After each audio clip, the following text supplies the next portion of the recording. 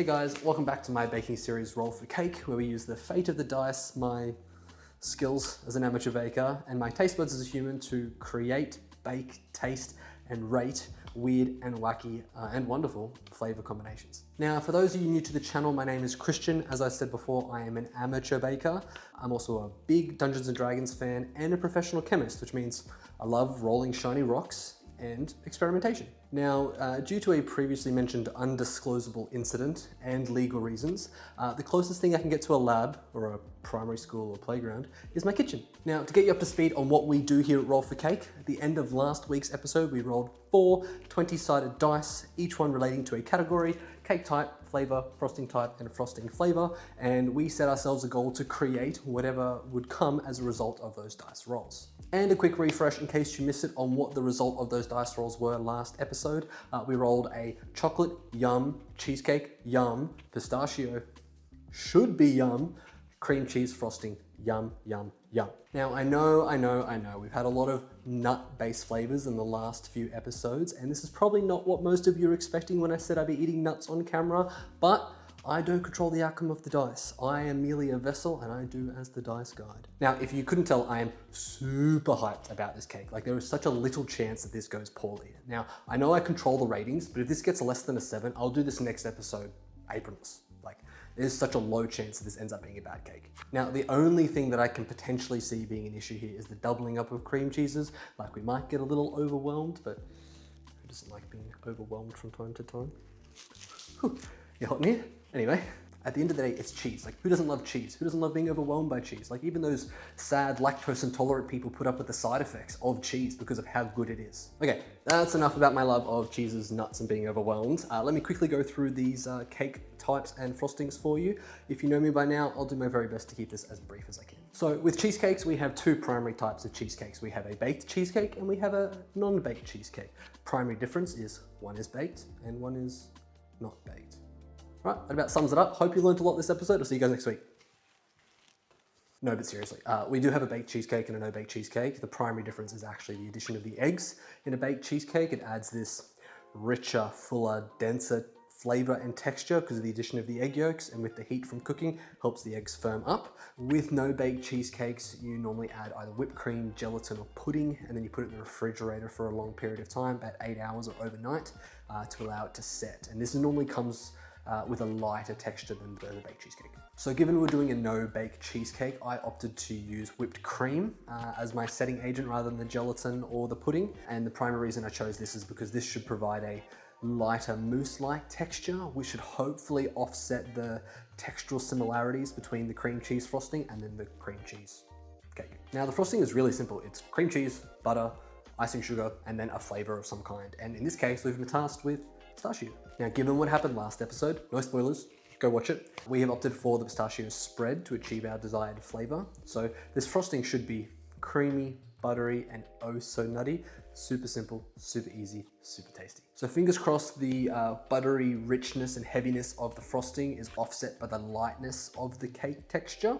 And that risk of being overpowered by the tartness of the cream cheese should hopefully be avoided if we can ensure nice light taste in the cake and then real accentuated nutty taste in the frosting. All right, that's enough. We've covered it. In and out, quick adventure. Let's bake this, shall we? We'll start by adding 190 grams or 1 3/4 cups of Oreo or sandwich cookies to a food processor and blitz until they form a fine crumb.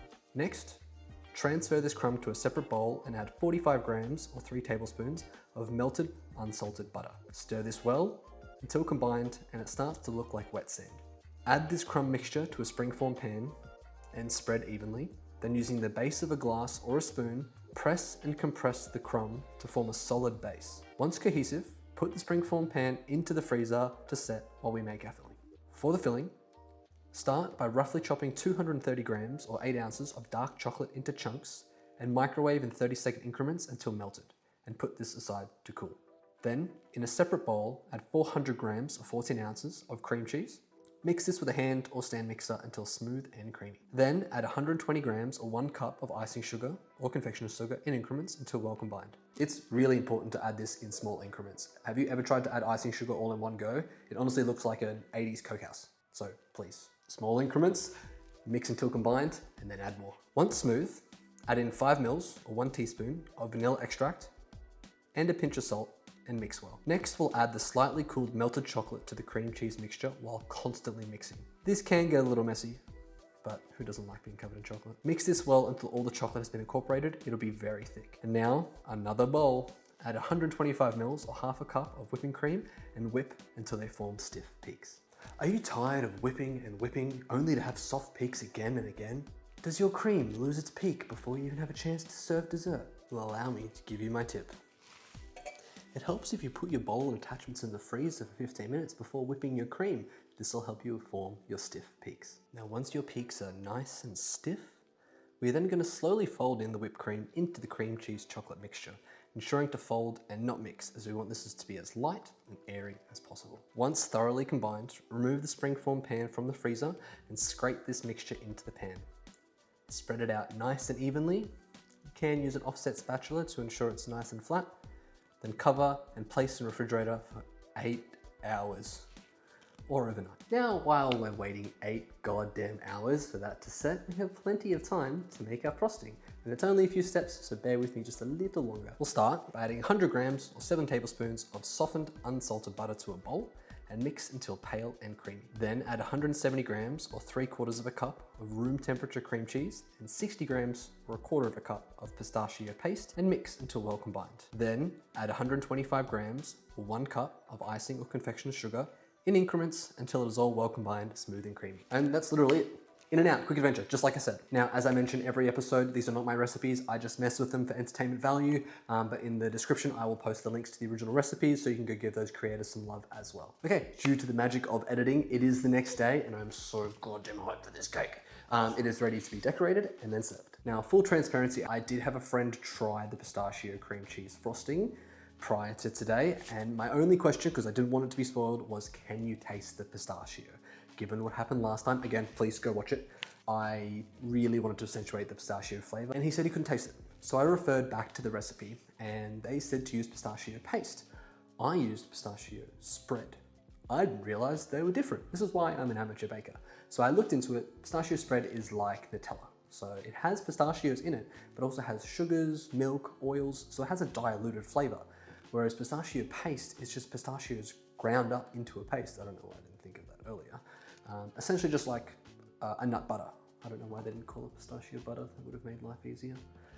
But anyway, I've learned, so now you know. But because I love you guys, I spent the better half of the morning on the grinder. No, the grinder. Don't get too excited. Turning my nuts into a paste. Now, this may as well be made of pure gold, given how expensive pistachios are, but I wanted to do pistachios justice to ensure they could achieve their redemption. So I remade the frosting with the proper pistachio paste to make sure that we could make it work properly. Other than this, it was smooth sailing. So as long as you start with pistachio paste, you shouldn't have any issues. So now it's time to quickly decorate and then taste this cake.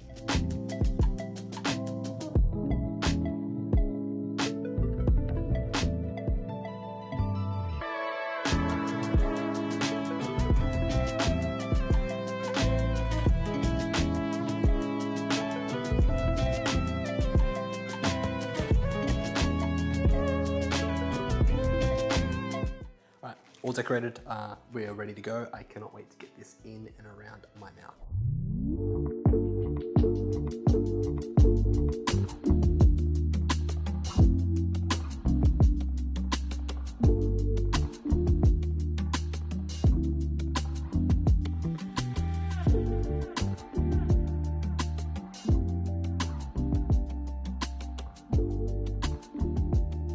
Okay, my piece looks a little bit like the front of the Titanic, but hopefully this ends a little bit better than that did. Spoilers, but that was like 120 years ago, so. This looks amazing. I cannot wait to try it. I was gonna put some of the pistachio spread on top, but I thought it's kind of cheating. We've already got the frosting. We need to try and let the frosting allow the flavor to shine. I did put some pistachios on top just for extra texture, but let's taste this, shall we? Hopefully I can control myself. I keep eating big bites because I'm just too excited to try the cake. All right, let's try it.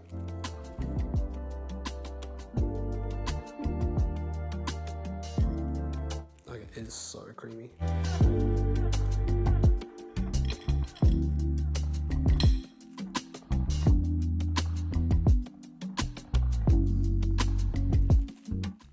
my God, I actually got chills. We've peaked. This is it. This is the best cake. I don't think we can go above this. Oh my God. Where do I start? The entire thing is creamy. The textural differences, it doesn't matter because it's not super thick anyway. They blend into the same texture. So texturally, I think they go well because there's no difference between them. They don't add to each other. They don't subtract from each other either. They actually just blend together to just form this nice creamy mix. And then you get the crunchy, crispy Oreo base.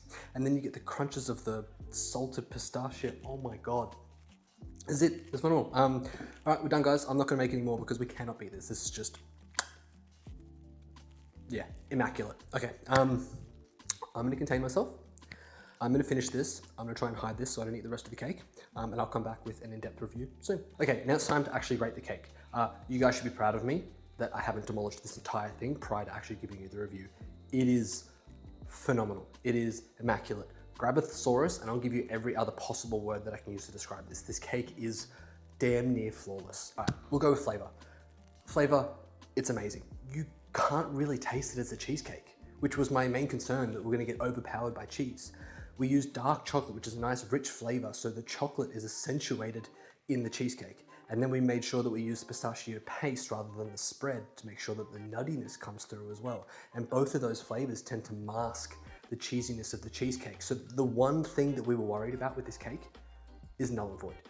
So flavor-wise, I would give it a 10, but I have a very sweet palate because I'm a white boy. So it's very sweet, it's very rich. The benefit is if you use salted pistachios, it offsets some of the sweetness, and then you get the Oreo base as well. Instead of a 10, I'd probably knock it down to a 9.5.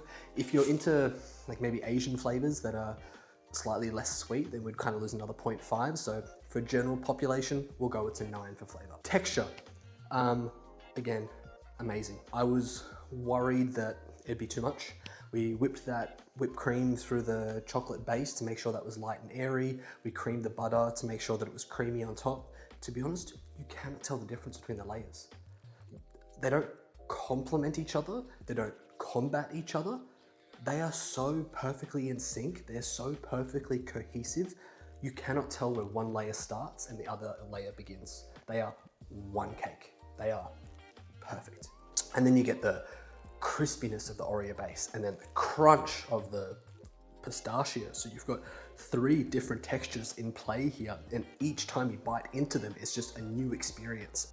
So texture cohesion, I have to give it a 10 because they are perfectly cohesive. You cannot tell the difference. And then flavor cohesion. You've got chocolate, you've got nuts. They already go well together, and both of those flavors are accentuated in this. So flavor cohesion, I have to put it as a 10 because they go so well together.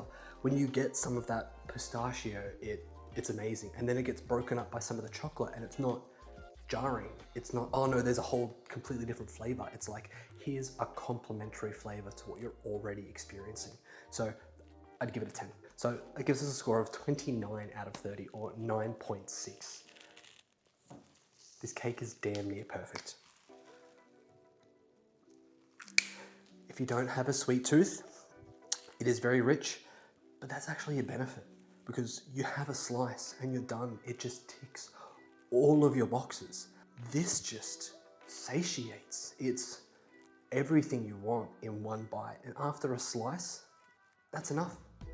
It's phenomenal. Make this cake, please. 9.6. This is gonna be tough to beat. Now, unfortunately, I'll still be wearing the apron next episode because we didn't go less than a 7.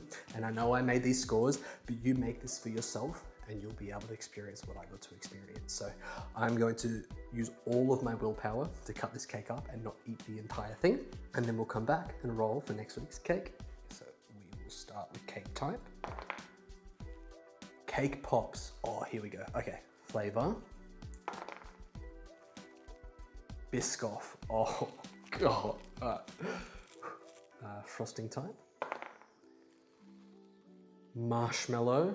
Oh, good Lord. And then flavor. Coffee. Okay, so we have Biscoff cake pops with coffee marshmallow frosting. Well, that about wraps up episode 4 of Roll for Cake. Thank you so much for joining me. This cake was just phenomenal, honestly. insane. I cannot find any other words to describe it. Please make it. It's just amazing. So have a look at the recipes that I linked below. I don't follow those exactly, obviously, because I have tweaked them. So just do exactly what I do in my video, and you can experience what I experienced. Obviously, I have the pistachios on top, which I didn't put in the instructions. That was just an extra finesse, but it adds some texture. And if you use salted pistachios, it offsets some of the sweetness too. It's just mwah, chef's kiss. Amazing. Make this cake. And now I was excited for this, and now I'm even more excited for next week. Biscoff cake pops, yum.